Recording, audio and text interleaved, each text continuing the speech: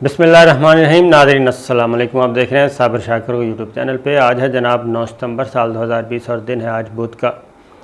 आज आपसे हम गुफ्तगू करते हैं कुछ दाखिली सियासत के बारे में। बहुत ही बर्निंग न्यूज़ आपने देखी होंगी, बज़ाहिर आप तक खबरें पहुँच चुकी हैं, लेकिन पस पर्दा क्या अवामिल थे वो कोशिश करें हम आपसे शेयर करें। और नंबर 1 तो है जनाब सिक्योरिटी एक्सचेंज कमीशन के जॉइंट डायरेक्टर थे साजिद गोंदल साहब। साजिद गोंदल को कुछ अर्सा पहले वो मिसिंग हो गए थे और उनको अगवा कर लिया गया था इस्लामाबाद से। सरकारी गाड़ी में थे वो और 3 सितंबर को और उनकी गाड़ी मिली थी और उसके बाद से ये चीज़ें चल पड़ी और उनके ख़िलाफ़ फिर मामला इस्लामाबाद हाई कोर्ट में भी पहुंचा हुआ था और इस्लामाबाद हाई कोर्ट ने ये मामला रेफ़र कर दिया वफाकी काबीना यानी कि प्राइम मिनिस्टर इमरान खान की तरफ और इंटेलिजेंस एजेंसीज़ की तरफ कि वो इसको देखें। साजिद गोंदल जो हैं वो, पहली बात तो ये है कि हम बताते हैं, कोशिश करें कि साजिद गोंदल साहब हैं कौन। साजिद गोंदल एक जर्नलिस्ट, एक रिपोर्टर थे और हमारे साथ फील्ड में मौजूद होते थे और होते थे यानी कि मैं इसलिए कह रहा हूँ कि उस वक्त वो सहाफ़ी थे, रिपोर्टिंग में थे और ख़ास तौर पे ये मईशत से मुतालिक रिपोर्टिंग इस तरह की वो करते थे और काफ़ी हंसमुख आदमी है और सॉफ्ट स्पोकन है। तो आज से ज़्यादातर इनका जो है इंग्लिश जर्नलिज़म में इनका ज़्यादा था। तो उसके बाद फिर ये गवर्नमेंट जॉब में आ गए सिक्योरिटी एक्सचेंज कमीशन में और अब ये एडिशनल जॉइंट डायरेक्टर थे और डील करते थे ये मीडिया को अगेन। और 3 सितंबर को जनाब ये लापता हुए। अच्छा, मैं एक और बात बता दूं, सिक्योरिटी एक्सचेंज कमीशन बज़ाहिर तो एक बात है कि किसी को भी नहीं पता सिक्योरिटी एक्सचेंज कमीशन क्या है।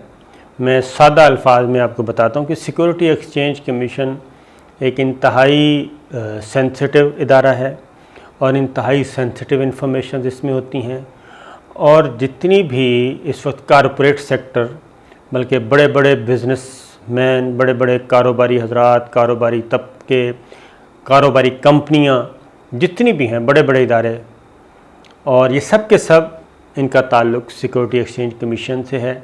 और कारखाने हों और क्या कहना चाहिए बिज़नेस कम्युनिटी हो, फॉर एग्ज़ाम्पल बड़े बड़े ग्रुप्स जो हैं, मियां मंशा साहब का ग्रुप है जी।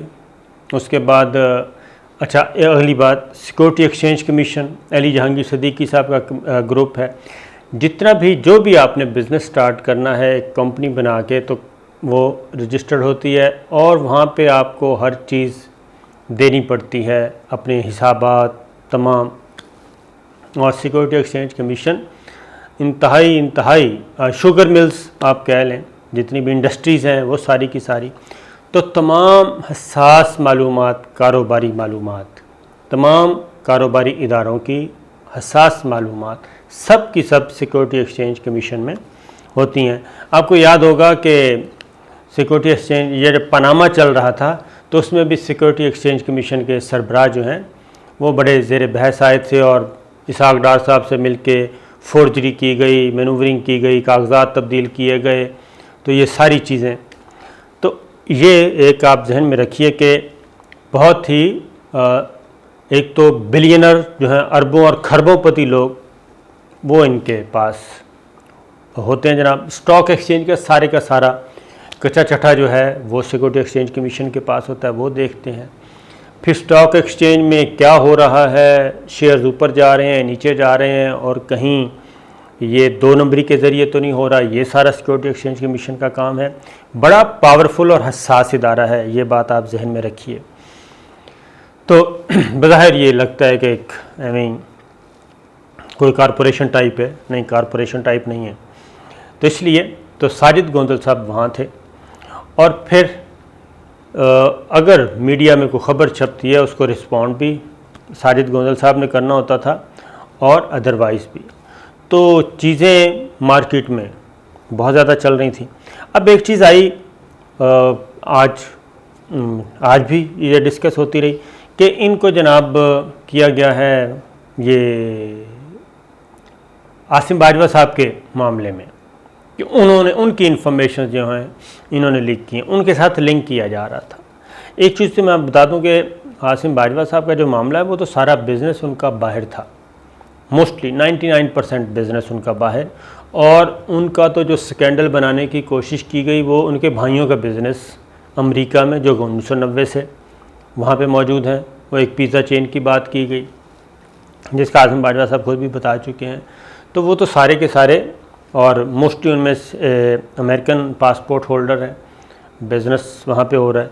तो ज़्यादातर उनका सारा मामला था वो बाहर का था। सिक्योरिटी एक्सचेंज कमीशन में तो उनकी सिर्फ एक फर्म थी, नॉन फंक्शनल एक कंपनी, वो रजिस्टर हुई थी, तो इसके अलावा कुछ नहीं था। तो इसलिए तो जो इसमें अब ज़ाहिर इस्लामाबाद हाई कोर्ट में जब मामला गया, क्योंकि इस्लामाबाद इधर मिसिंग हुए थे ये इस्लामाबाद से, वफाकी दारुल हुकूमत से, तो Islamabad high court chief justice Athar Minallah साहब, तो उन्होंने भी ये कहा था कि वफाकी काबीना भी इसको देखे और बाकी इंटेलिजेंस एजेंसीज़ भी देखें, IB, ISI, और फिर ये वफाकी काबीना में भी मामला ज़ेर बहस आया।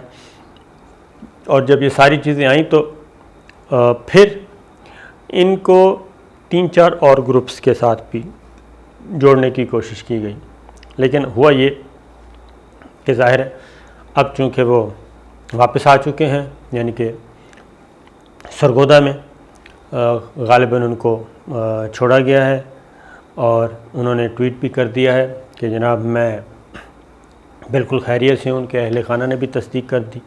फिर इस्लामाबाद से पुलिस भी चली गई, उनको स्टेटमेंट्स वगैरह रिकॉर्ड करेगी। अब ये सारी चीज़ें आएंगी, इन्वेस्टिगेशन में आएंगी, पता चलेगा उनका स्टेटमेंट्स, जो पहला स्टेटमेंट है उससे अंदाज़ा हो जाएगा।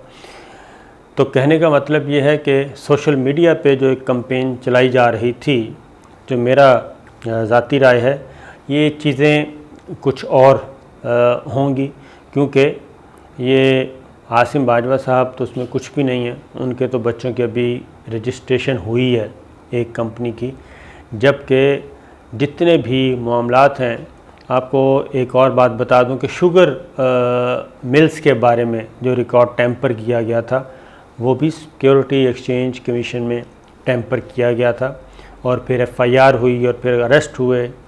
तो कुछ लोग निकल गए थे बैरून मुल्क। तो ये चीज़ आप जहन में रखिएगा कि ये इतना इम्पॉर्टेंट है।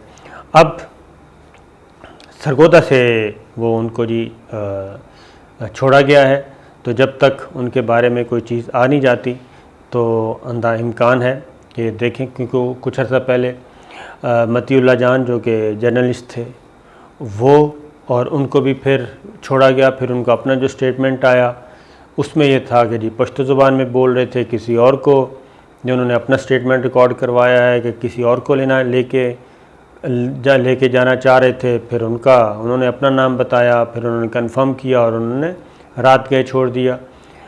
तो ये सारी चीज़ें जो हैं अब क्या सराइयाँ मेरा ख्याल दम तोड़ देंगी, और कल तक परसों तक मज़ीद चीज़ें सामने आ जाएंगी।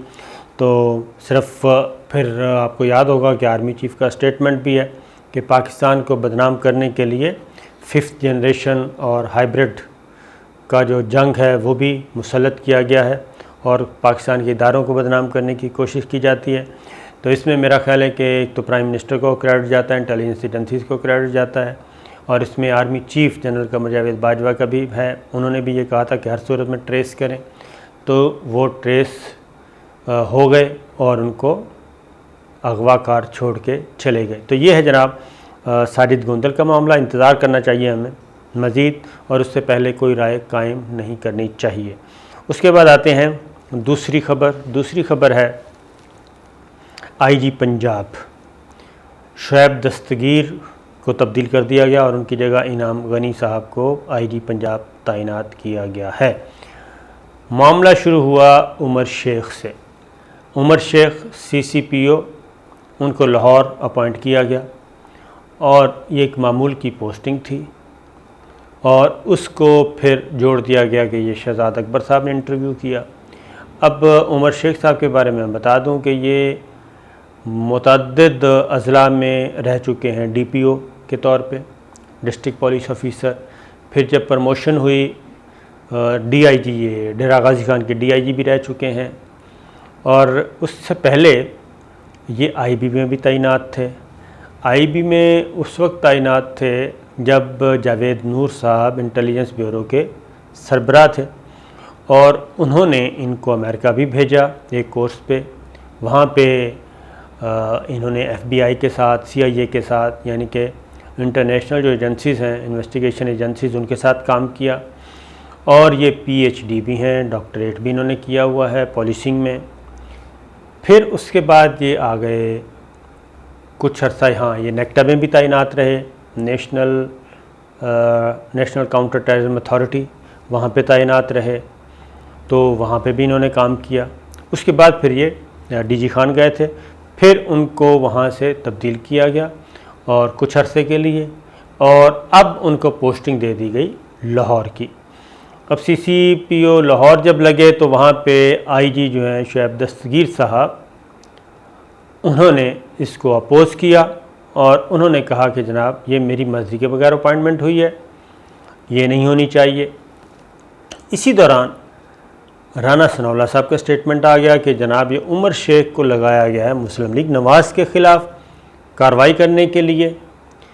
अब जब ये मालूम करने की कोशिश की गई कि CCP उज़मा बुखारी साहब भी आ गई मैदान में, तो उन्होंने भी ये बात की, तो नून लीग ने एक शुरू कर दिया सिलसिला।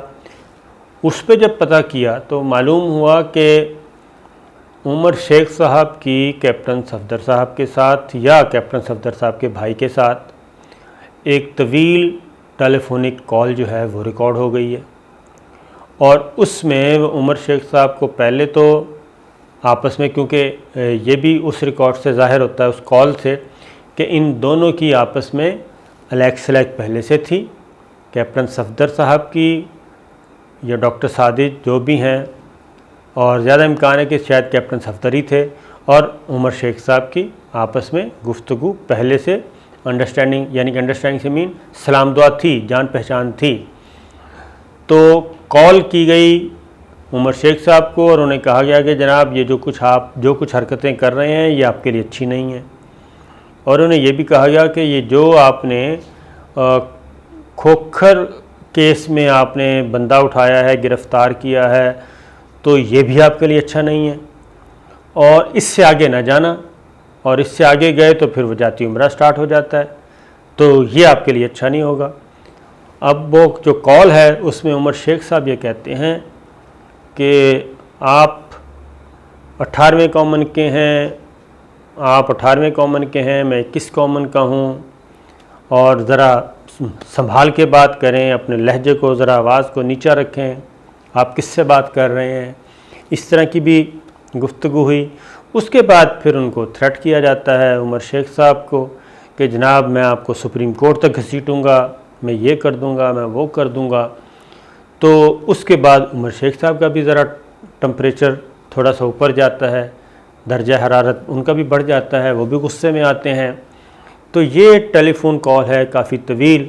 तो उसके बाद उमर शेख साहब की तरफ से जो आखिरी बात की गई वो ये की गई कि अब आपने मुझे कॉल नहीं करनी, अब आपने मुझे कॉल करनी है। हाँ, उनको ये कहा गया कि जो सुप्रीम कोर्ट में मैं आपको घसीटूँगा, सुप्रीम कोर्ट से आपका ऑर्डर मैं आपको डिसमिस करवाऊँगा, सस्पेंड करवाऊँगा। तो उमर शेख साहब जवाबन कहते हैं कि जनाब ठीक है, फिर आप पहले ये कर लें, जब मुझे आप सस्पेंड करवा लें तो फिर हम बात करेंगे। तो ये कह के फ़ोन बंद हो जाता है। अच्छा, ये फ़ोन अब उसके बाद फिर उज़मा बुखारी साहिबा आ जाती हैं मैदान में। फिर प्राइम मिनिस्टर, फिर IG आते हैं पाकिस्तान इस्लामाबाद में, वज़ीर आज़म से मिलते हैं और उनको कहते हैं कि जनाब आप इनको उमर शेख को हटाएं। तो ज़ाहिर है जी प्राइम मिनिस्टर ने तो ये काम नहीं करना था कि वो CCPO और IG की सुलह करवाएं। उनको मामला रेफ़र कर दिया प्राइम मिनिस्टर ने, जाके CM से मिले, CM बुज़ार से मिले, उन्होंने भी कहा कि नहीं ये नहीं हो सकता। फिर एक इजलास जूनियर ऑफिसर का बुला लिया गया। जूनियर ऑफिसर ने कहा कि जनाब IG के साथ हैं हम। जब ये सिचुएशन हुई तो फिर प्राइम मिनिस्टर ऑफिस ने इंटरवीन किया और उन्होंने शुएब दस्तगीर को वहाँ से हटाया और नए IG लगाए इनाम गनी। अब इनाम गनी साहब जो हैं वो KPK से ताल्लुक़ है, और एहसान गनी साहब के छोटे भाई हैं। एहसान गनी साहब भी पीएसपी ऑफिसर हैं। पहले ये नेवी में थे, यानी कि स्टार्ट सर्विस नेवी से की, बहरिया से। वहाँ से फिर ये आए उसी कोटे में सिविल सर्विस में आ गए तो पुलिस ज्वाइन की। ये भी आईबी के भी सरबराह रह चुके हैं एहसान गनी साहब, जिनके भाई हैं, और नेक्टा के भी चीफ़ रह चुके हैं। फिर जनाब रिटायर हो गए कुछ अर्सा पहले। फिर एक इनके भाई हैं इकराम गनी साहब, वो थे एफबीआर के सीनियर मेंबर थे, वहाँ से रिटायर हुए। और इनाम गनी जो हैं ये पहले साउथ पंजाब के आईजी लगाए गए थे, अब इनको लगा दिया गया है आईजी पंजाब पूरे का। अब ये कॉम्बिनेशन बन गया है। अब हुआ ये है कि एक केस था जनाब उधर ही ज़मीन पर कब्ज़े का और मर्डर केस, उसमें बंदे नहीं गिरफ़्तार हो रहे थे मुल्ज़िमान। उमर शेख साहब को ये पहला केस रेफ़र होता है, वो पुलिस वालों को भी बुला लेते हैं। जब पता चलता है तो पुलिस, लोकल पुलिस जो है और एक सीनियर अफसर, वो उसमें मुलव्वस पाया जाता है कि मुल्ज़िमान इसलिए गिरफ़्तार नहीं हो रहे कि वहाँ से कोई हरकत नहीं होती।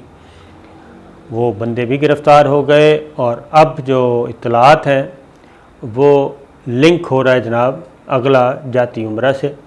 तो ये चीज़ें हैं। तो आने वाले दिनों में ये पंजाब जो है, लाहौर, ये काफ़ी गर्मा गर्म रहेगा। और मज़ीद ये कि पुलिस ऑफिसर भी चेंज हो रहे हैं। ये जितने लोगों ने एक तरह की बगावत की और धड़ा बनाया पुलिस ऑफिसर्स ने, उनको भी रिप्लेस किया जाएगा। तो ये है जनाब अब तक की इत्तलात। तो मज़ीद कुछ होगा तो आपको बताएंगे।